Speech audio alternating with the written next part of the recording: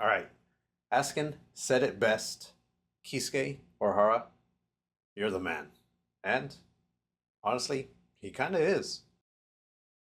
All right, so before I dive into episode 42 of the Thousand Year Blood War, I just want to take a quick second to correct a few things from last week's episode. One, Jinta and Ururu are artificial souls, just like Nemu. I know last time I said mod souls, that was wrong. They are artificial souls. Number two, I butchered Shiru Sagisu's name, the composer, so I want to correct that real quick.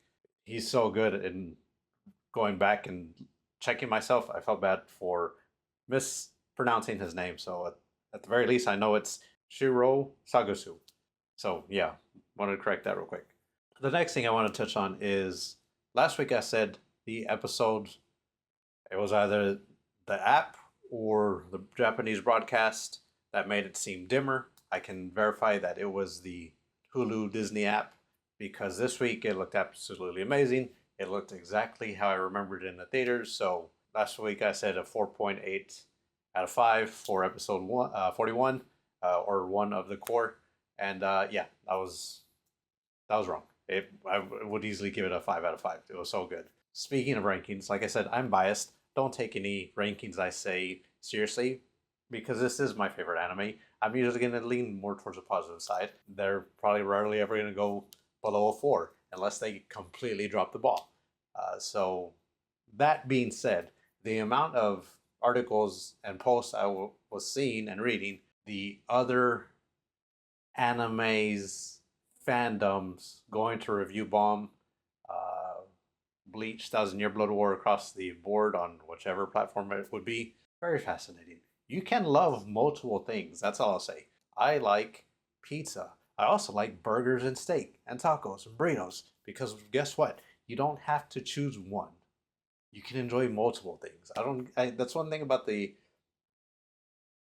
very odd die-hard fandom that I don't get. And if you want to come at me for saying that, I've been watching anime for over 20 years, since like 2000. I'm OG. I'll put it that way. I'm way past the whole, uh, this is better than that, sub versus dub, blah, blah, blah, blah, blah. It's all stupid and retarded if you're sitting there fighting about that stuff. Just enjoy what you enjoy. Enjoy it in the way you want to enjoy it. And that's going to lead me to the next side tangent that I need to discuss because it is touched on this episode. Kurosaki-kun, or Orihime in general. The fact that I see so many big YouTube reactioners talking shit about Orihime because she says Kurosaki-kun is beyond mind-blowing because they are also the same people that are die-hard sub purists. They think sub's the only way to watch anime.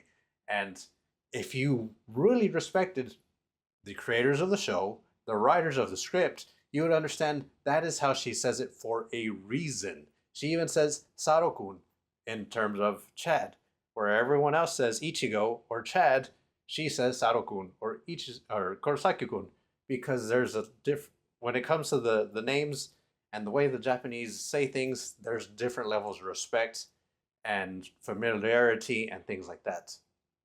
And I see these big YouTube reactioners sitting there talking shit about her, and in the same breath, they will die on the hill that sub is better than dub. And I'm like, you don't even respect the world that this script is coming from. You're talking shit. I'm like, God dang, because when you watch it in English, that's when I know you where you stand. When you watch it in English, she doesn't say Kurosaki, she usually says Ichigo.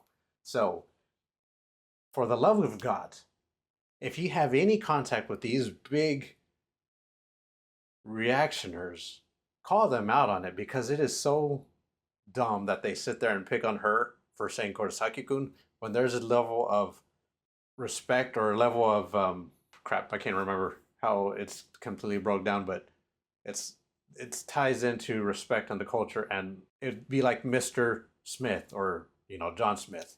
It's just the linguistics of their culture, and you're sitting there talking shit about Orihime all these years when you don't quite understand what's fucking going on, and that's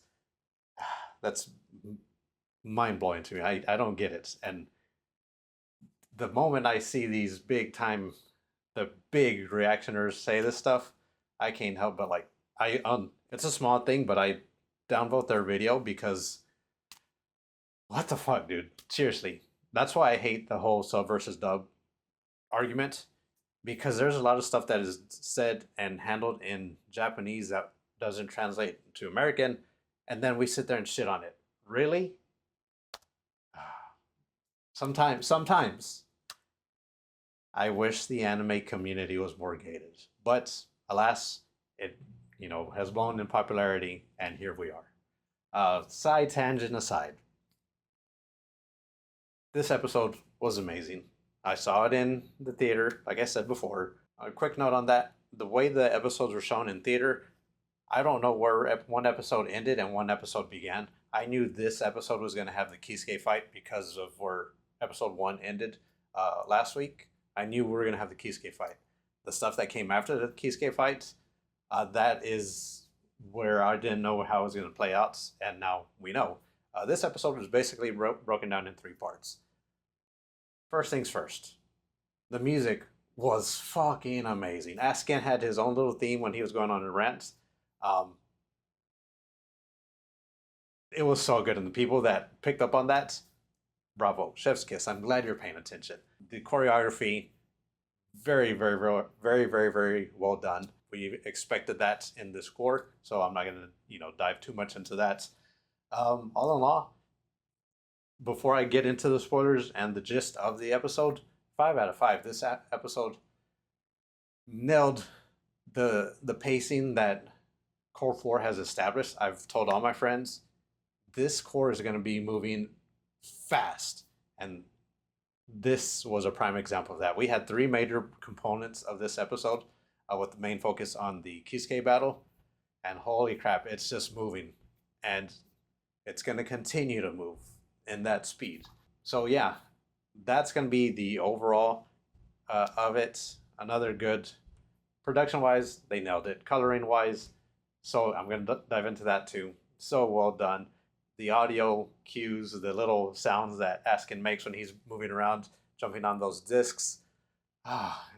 It's just those little things that you have to appreciate when it comes to Bleach 1000 Year Blood War Core 4. Yeah, it's been amazing, and I'm so glad more people are jumping on this board and catching up with Bleach. But at the same time, some of these people, when they talk, I'm like, oh, you should just stop. It's like nails to a chalkboard for the OG Bleach fans, because you have to understand, for 10 years we didn't have anything. And for 10 years we were constantly mocked as a fandom out of the big 3, and we just took it in stride.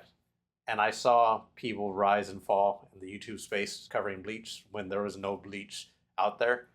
And now that it's here and it's in the forefront and it's basically steamrolling the train for whatever year that it's on in terms of anime, there's so many great anime out there, don't get me wrong.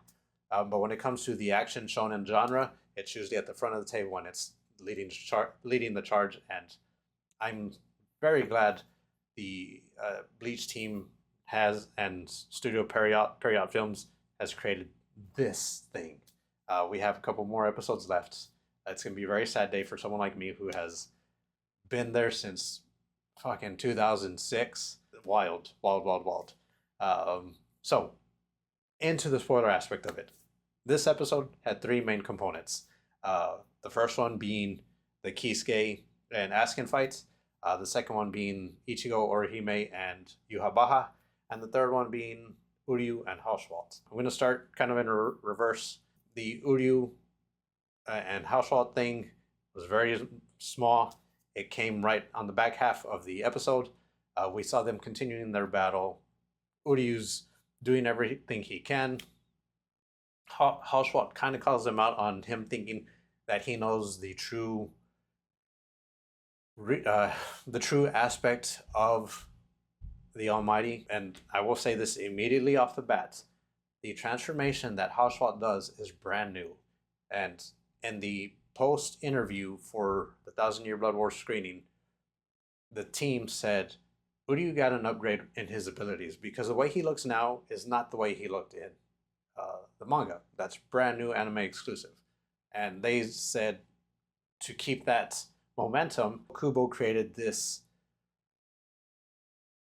almighty cloak wrap that we seen Hall SWAT premiere in this episode.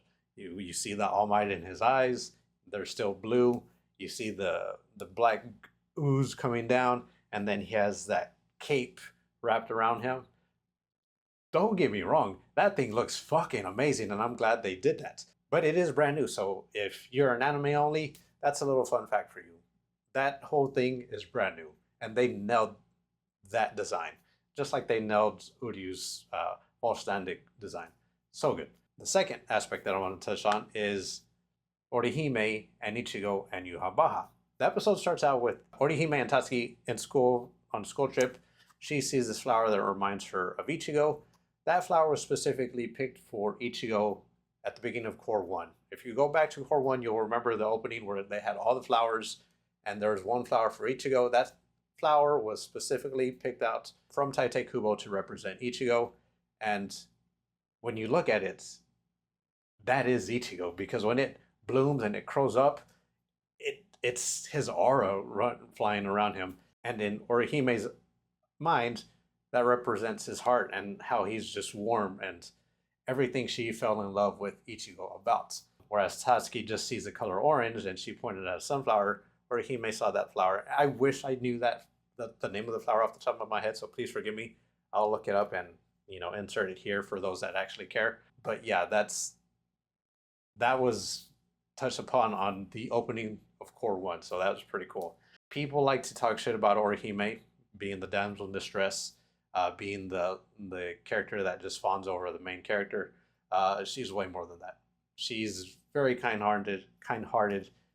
If you read the manga or pay attention to certain parts of the anime, she has a very dark past, and yet she is still the sunlight character that she is, as some people would put it. She is basically equivalent to Ichigo's mom, Masaki. And someone pointed that out in a small Discord that I am in. The similarities were between Masaki and Orihime in certain scenes of this episode compared to scenes when we see Masaki in the past. And I thought that was a pretty cool thing. But she is happy to finally be able to walk beside Ichigo and have him rely on her for battle. He tells her, you'll cover defense. And for all the people out there saying like, oh, she can't fight these people. She's not that powerful, blah, blah, blah. Aizen himself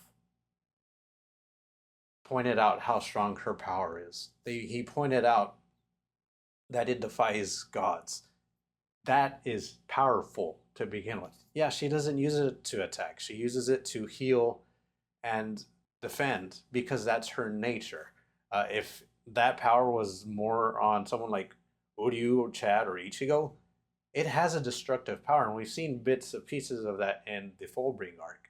We saw it at the very, episode 1 of Thousand Year Blood War, where she takes out those hollows. She's finally comfortable attacking with it, and she's not going to kill anybody because that's not her nature.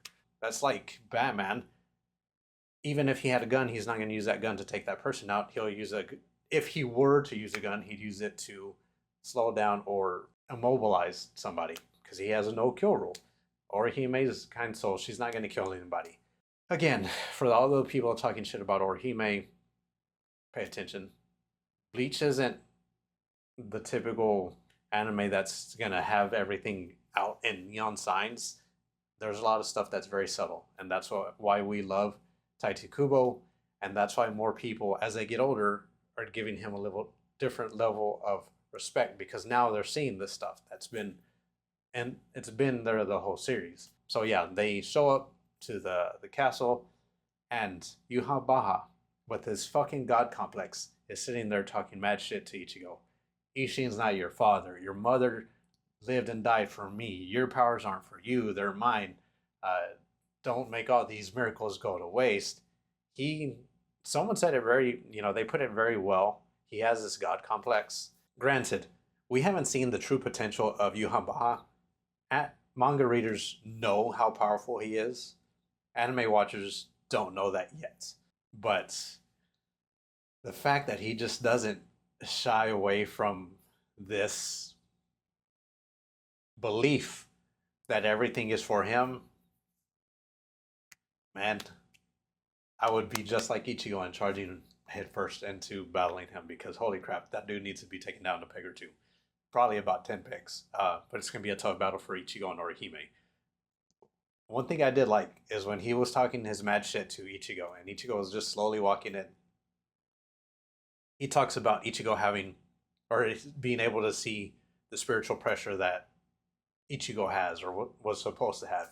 And that visual of Ichigo walking with that gold aura just floating around him was so fucking cool. You know, the beauty of anime is that we don't get to see a lot of stuff in the manga in that sense. You know, we can only imagine something.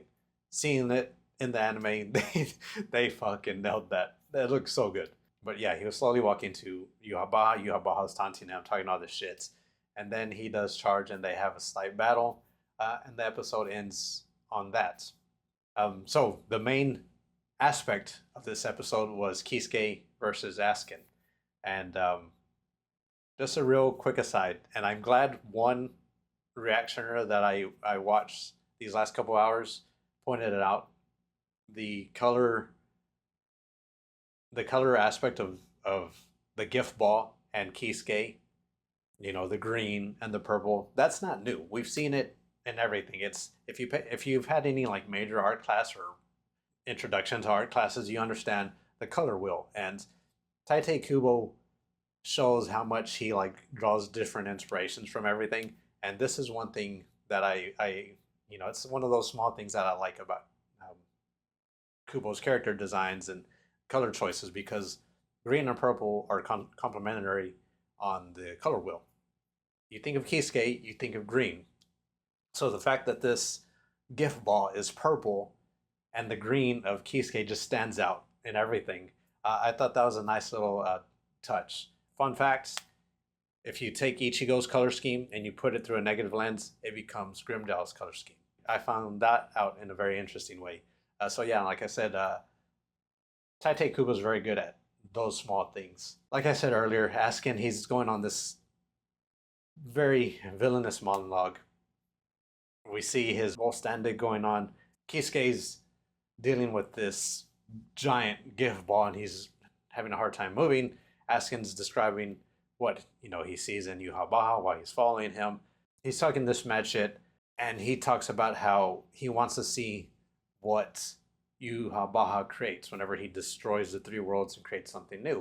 And he figured Kisuke would kind of appreciate that, being a scientist. But as Kisuke pointed out, him and Captain Korsuchi, sure they're scientists, sure they would want to see something new, but at their own creations, not someone else's.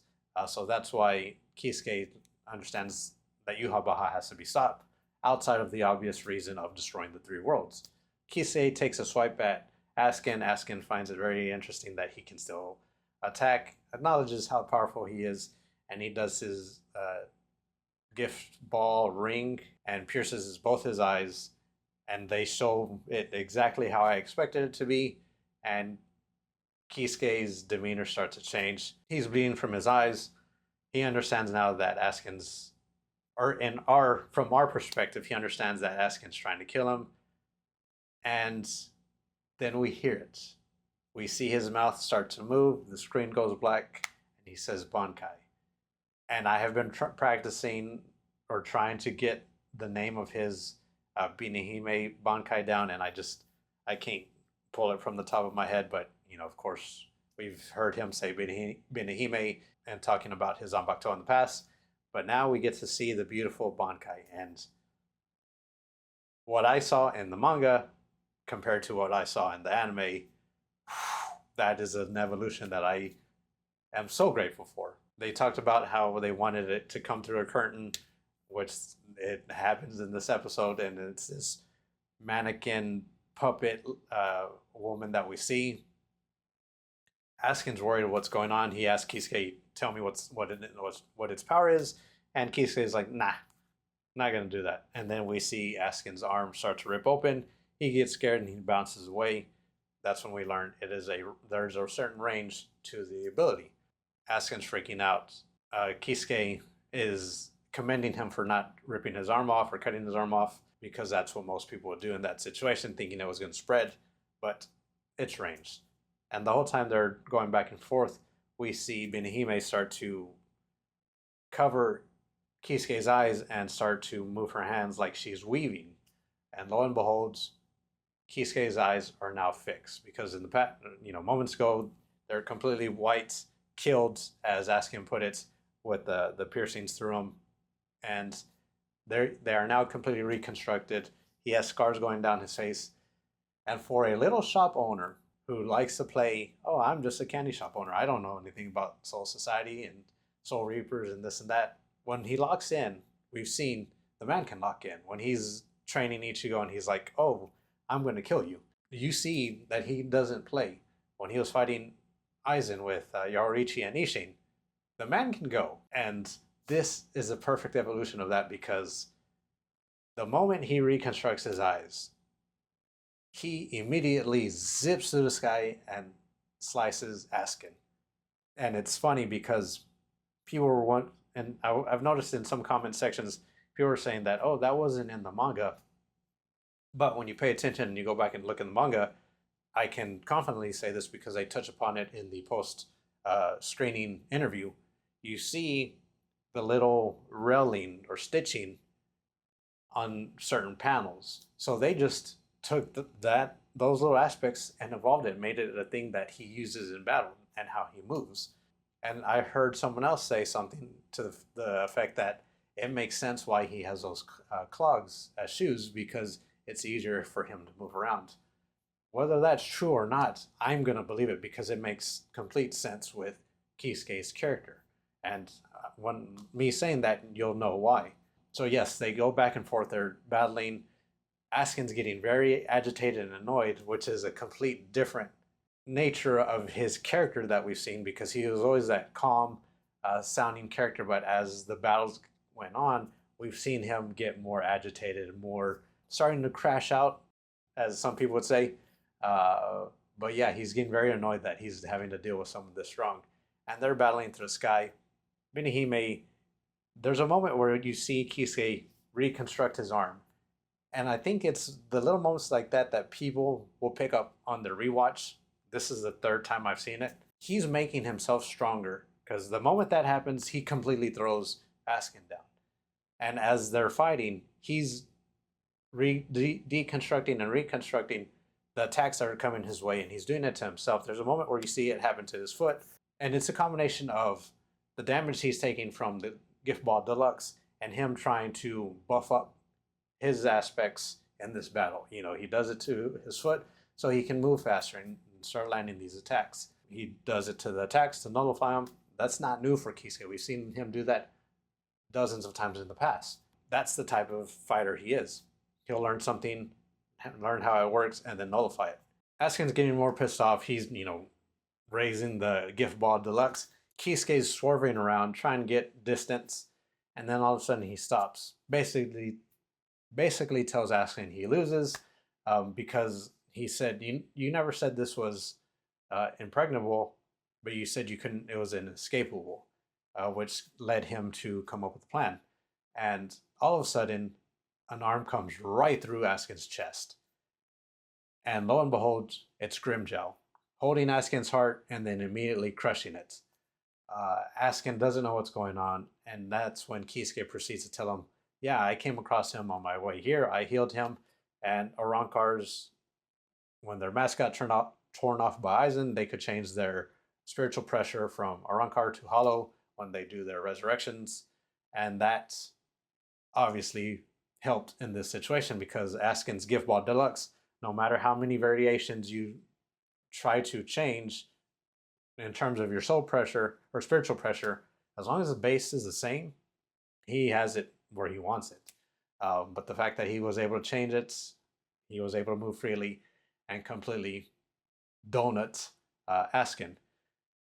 And Askin, as he's dying, he finally says, I realize how terrifying you are to Kisuke, because Kisuke explains his mindset when it comes to battle. You know, come up with all these different possibilities, try to find out answers for everything, because in terms of battle, if you don't prepare for death, you're not going to win. And that's the type of strategist that Kisuke is. And that's why he was so scary and he was one of the war potentials, is because it's not his cunning tricks that make him deadly. It's the fact that he's playing multiple chess games with his opponent to try to find the best possible outcome. We saw that with when he kept the Vizards from going complete hollow. He told Yarichi back then it's going to be a long shot to get these Vizards healed or fixed or stop the transformation, but they were able to do it, you know, and that just goes to show how his mind works. He's constantly looking at everything. And to add to that, when Askin's finally dying, the limiters he placed on the Gift Ball Deluxe are released, and it's amplified. And Grimjow can feel it, Kisuke can feel it, and it's starting to kill everyone inside because there's no limit to it. And in that moment, we pan out and we see Nell sitting on top of a tower, and she said it herself. Wow, one of the 5 possibilities he mentioned that could happen happened. And that just shows how many different scenarios Kisuke plays out, because it may not be the one he wants, but he's going to be prepared for the worst. He's going to be prepared for the best. I've heard someone mention him being kind of like Batman when it comes to all the contingencies, and whether it's, thankfully he's a hero, or he is heroic in a sense, because if you think back to Core 2, when Hiyori shows up and she mentions how Kisuke had better not have sent off Ichigo for the better good of Soul Society, thinking that would be the best move for the sake of Soul Society, she said that's what she hates about him. And that just shows that she'll never really truly trust him, because a lot of his plays are for the greater good, regardless of who it hurts in the process. And she understands that about him because, you know, outside of Yarichi, she's probably been one of the few that was with him the longest, you know, same with Kurosuchi, because she was his lieutenant at the time he was Soul Reaper captain. Aizen hates him because he has all this intellect, but he does nothing about it. And that really gets under Aizen's skin. But Kisuke understands how the world should be, the balance of everything, and that's what he wants to continue, because he knows that's what makes the world go round. That's how it should be. He doesn't want to disrupt things. Aizen wanted to rule over everything. So yeah, that's a little side tangent on how different characters see him. But if you look back to the moment Ichigo comes back from the Soul Society, he immediately apologizes to Ichigo, because sure, he calculates everything and he predicts, or he plans for the worst and the best. He's also not a monster. He relies on Ichigo and Ichigo's friends a lot. He could probably easily be welcomed back into the Soul Society, but I think he enjoys the freedom of being an outcast and living in the world of the living. So he's always been my 3rd favorite character out of Bleach. Only Ichigo and Grimjow are above him in my book, but I love him because he is that guy who will do whatever it takes to win a battle. I really respect that about him. And of course, that part is hidden. That's not his main character. That's just an aspect of his character, which is one thing I like about Kubo. He really fleshes out these characters if you're paying attention. So yeah, out there, she says this is going to take 2 trips. She sees a tiny hole that Kisuke made. She's like, I wish I could go with Ichigo, but they need me here. This is going to take 2 trips. 4 people are in the Gift Ball Deluxe, meaning Yorichi, her brother, Kisuke, and Grimjow. I'm assuming we'll see her go in there and save everyone and take them out. And whatever happens after that, manga readers don't know. So we'll be alongside with the anime fans. But yeah, that's where I think I'm going to end this one. It was another amazing episode. I can't wait for next week, because next week, I know how it's going to play out. And then I'll be along with everyone else, and it'll be new territory for me. So yeah, this was another amazing episode. But I think this is where I'm going to end this week's, you know, quote unquote review. I will talk to y'all soon. You have a good one.